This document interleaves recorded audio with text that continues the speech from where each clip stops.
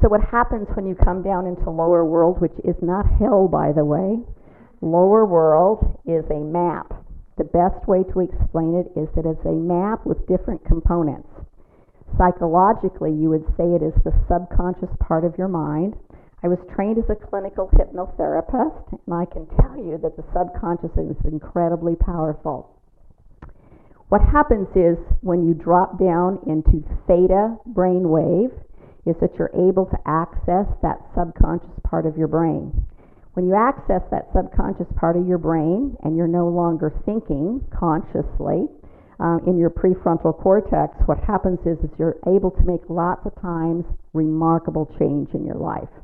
The interesting thing for me is that I, as a clinical hypnotherapist, didn't just talk people down. What I did is I had them go to a very large tree of their imagination, and they would get into their very own personal tree. They would drop down beneath the earth, and that's where, again, they would miraculously begin meeting people and or animals. I then, after doing ayahuasca, I was talking to a native woman about what I did in regards to helping people in my program for 10 years. And she goes, well, that's just not clinical hypnotherapy, that's journeying. And I said, well, what's the difference? She goes, journeying is an actual place. Then I had to rethink that thing that I had been taught about rational versus non-rational, and again, the theory of relativity and time and space and multiple dimensions. So what happens is that when you enter the cave of the deep self, my personal opinion is that it is, in fact, your subconscious mind. There's no doubt. And in that cave of deep self is where we connect to, again, the universal consciousness. And many, many things are presented to us there that we don't have the information for until we get there. Within that map of your subconscious, within lower world, there is a cave of wounds where your first primary wound happened.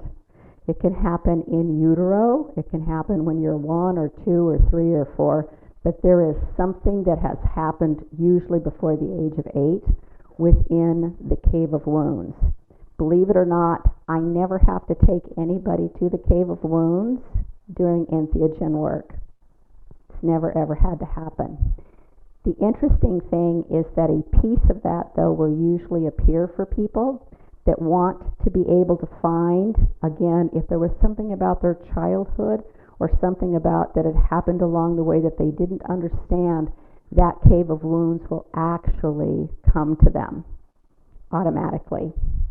And it's always, at least in my understanding so far, it has never been traumatic for anyone, ever. It is gentle, it is loving, and it is kind every single time. And it doesn't matter how horrific the abuse was, which is a really miraculous thing for me. So nobody has to be re-traumatized again about how bad it was. I treat, again, a lot of women with a lot of sexual issues that have been molested or raped or brutalized in some way. Never once has it ever come to them that, again, it wasn't gentle. Whatever they needed to see or witness, and the same thing with men that have gone to war that have horrible PTSD. Never comes to them in a horrific manner.